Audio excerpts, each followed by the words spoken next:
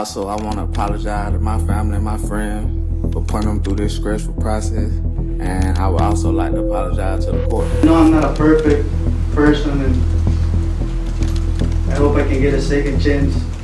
When the courtroom doors closed, the gangsters' masks of toughness began to crack. From Hector Retana's MS-13 links to Troy Scholder's rage-driven crime, these cases uncover the chilling moments where fear overwhelmed even the most hardened faces. Let's begin. I never heard my family like this before. I never see them like this, so hurt. Perhaps I felt it as a sign. A crowded bar, a summer night in Ohio. By morning, 2 young men were dead, and Hector Alvarenga Retana's name would be tied to MS-13 and a life sentence behind bars. On July 13, 2008, a night out in Fairfield, Ohio turned into a tragedy outside Casa Tequila on Dixie Highway. What started as a normal evening ended with gunfire, panic, and 2 young lives cut short. The case that followed revealed not just a double murder, but also a connection to one of the most dangerous gangs in the country. 2 young men, 20-year-old Evelvin Osvaldo Morales and 21-year-old Marlon Enamorado Gomez, were gunned down in cold blood. Their families were left shattered, searching for answers as the community mourned the sudden loss. The conflict wasn't random. It was part of a larger, more dangerous pattern. Detectives quickly launched an investigation. Witnesses were questioned, evidence was gathered, and a name soon surfaced: Hector Alvarenga Retana. He was only 23 at the time, but already known to law enforcement. As the case unfolded, police discovered Retana's ties to MS-13, one of the most violent gangs operating in the United States. This connection raised even more alarm about the motive behind the shooting. The trial was tense. Retana faced the possibility of the death penalty. Jurors listened to chilling testimony and reviewed the evidence that tied him directly to the murders outside Casa Tequila. The moment of truth came when the jury returned with their decision. He was guilty of both murders.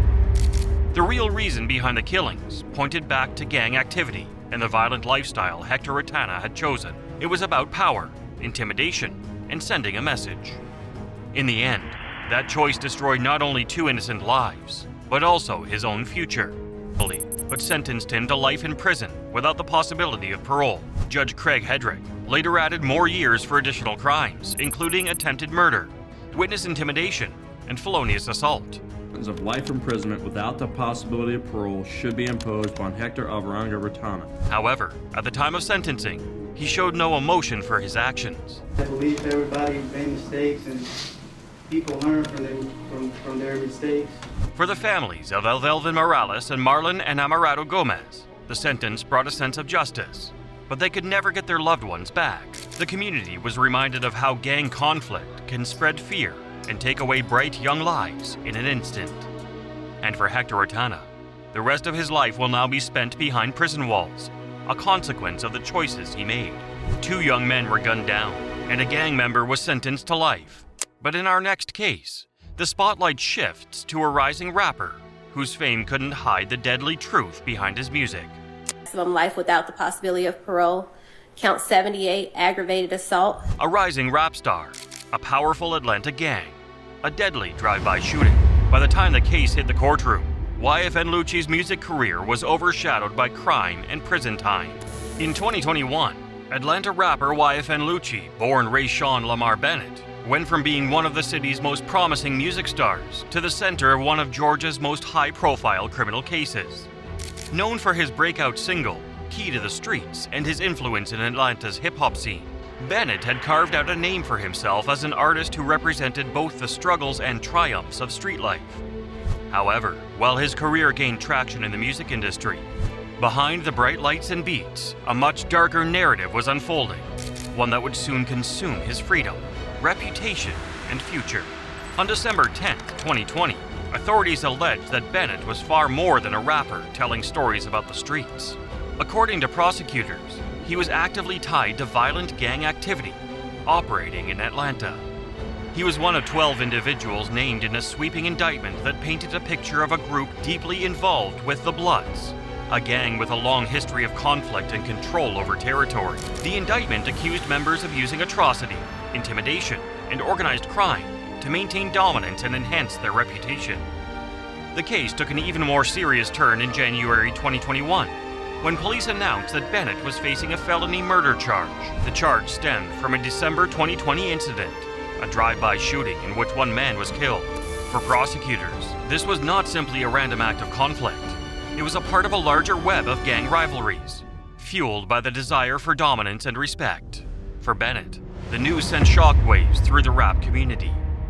The investigation that led to Bennett's indictment was extensive and calculated. For 6 months, the Atlanta Police Department, alongside Fulton County investigators, pieced together evidence that connected Bennett to a sprawling network of crimes. At the center of it all was YFN Studio in Atlanta, which prosecutors claimed was more than a creative space. According to their findings, it doubled as a hub for gang members, a meeting point for planning and carrying out illegal activities. The indictment included a staggering 105 counts, ranging from racketeering to aggravated assault to firearm possession. Prosecutors argued that Bennett's success as a rapper was a double-edged sword. It had not only elevated his career, but also expanded the gang's influence. His rising popularity drew more people into the orbit of the group, strengthening its power and presence in Atlanta. The image of a rapper surrounded by collaborators and fans was recast by law enforcement as a cover for something far more dangerous: organized crime tied directly to bloodshed on the streets. As the legal battle unfolded, Bennett faced the possibility of spending decades behind bars. The murder and racketeering charges carried devastating consequences, and each court appearance was scrutinized by both media and fans.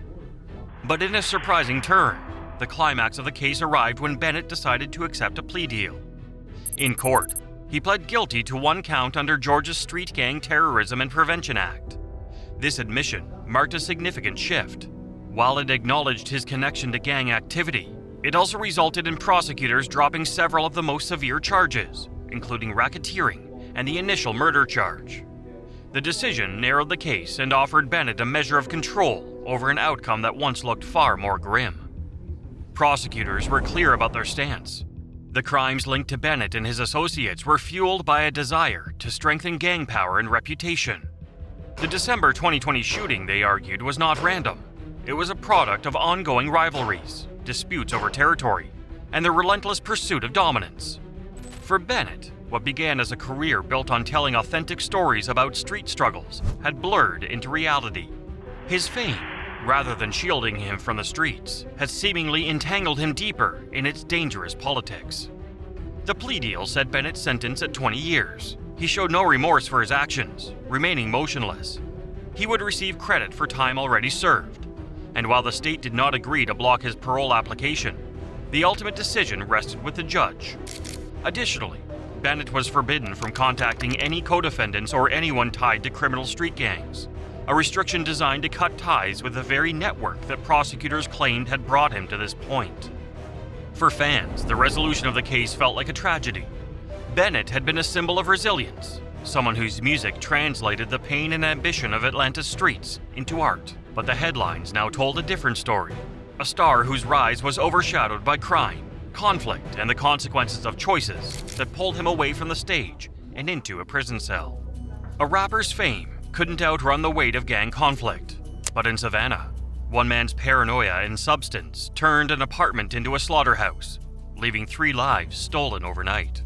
Keith Murrow Jr. stole a vehicle and led police on a high-speed chase in Hardyville just before midnight. A gang member, a Savannah apartment, 3 young lives taken in the middle of the night. By sunrise, families were grieving, and Keith Lamont Merrow's fate was sealed forever. In April 2017, a quiet Savannah neighborhood was shattered by an act of violence that left 3 young people dead inside an East 31st Street apartment.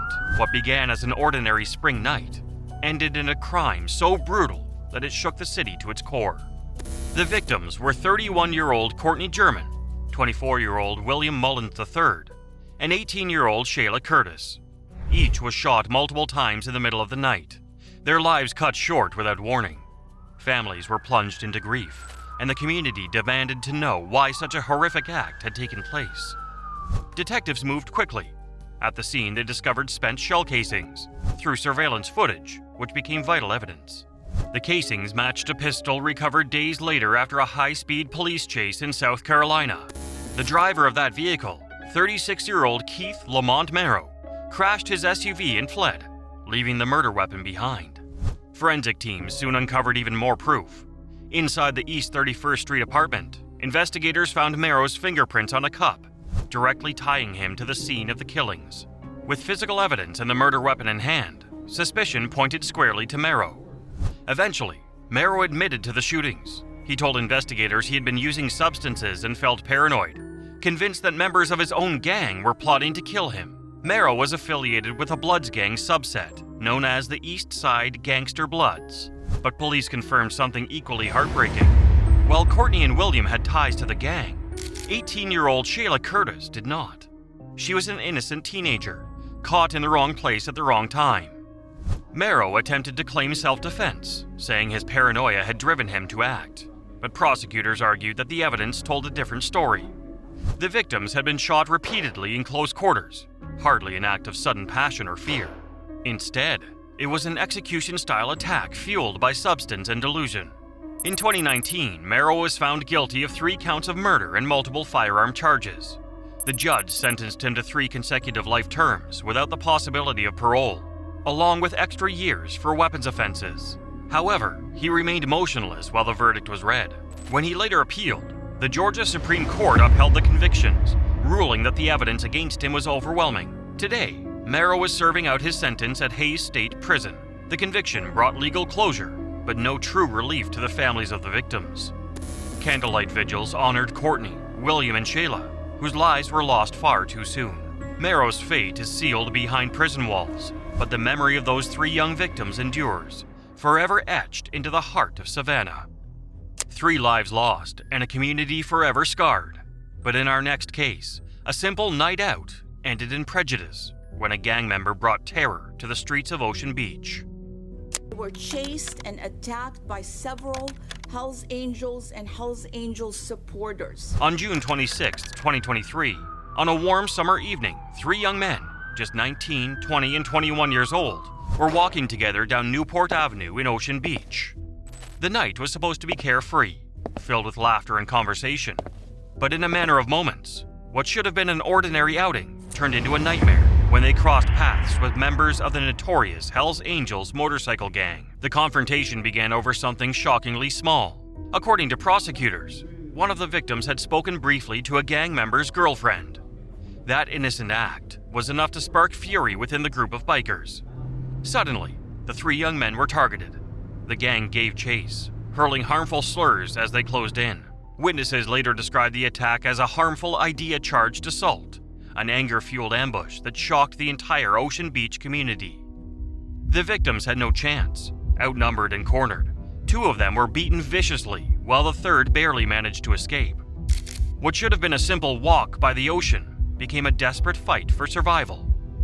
When officers arrived, they encountered a chaotic and brutal scene. Witnesses recounted how the gang had surrounded the young men, shouting that they didn't belong in the neighborhood.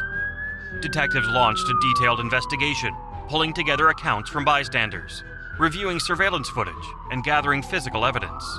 The trail pointed to a familiar name, Troy Scholder, a longtime leader within the Hells Angels. His reputation, past crimes, made him the prime suspect. With each piece of testimony, investigators built a clearer picture of how the gang had orchestrated the attack and how Scholder had taken it to a deadly level. The most horrifying detail came during testimony about the climax of the assault. As one victim lay helpless on the ground, Scholder pulled out a knife. With calculated force, he stabbed the young man in the chest so hard that the blade fractured his sternum, punctured his lung, and severed an artery. Doctors later testified that the young man came within inches of death. Without rapid medical care, the knife wound would have been fatal. Prosecutors argued that this went beyond ordinary group activity. They explained that Scholder's actions were influenced by harmful beliefs he had held onto for many years. His tattoos, prior use of harmful slurs, and long-standing ties to extremist gang culture painted a chilling picture of anger in action. The attack was not random. It was fueled by prejudice, led by a man determined to impose it with conflict. The courtroom drama ended with a decisive outcome. Scholder was convicted of attempted murder, assault, and prejudiced crime charges. Because of a prior strike conviction on his record, his sentence was doubled. A San Diego Superior Court judge handed down a punishment of 21 years to life in state prison, ensuring he would spend decades behind bars. However, he showed no remorse for his actions. For the victims, justice brought some relief, but the trauma of that night remains. What began as a peaceful summer walk became a life-altering event marked by brutality and anger. The actions of these gangsters left scars that will never fade, and their courtroom reactions reveal the unimaginable nature of their crimes.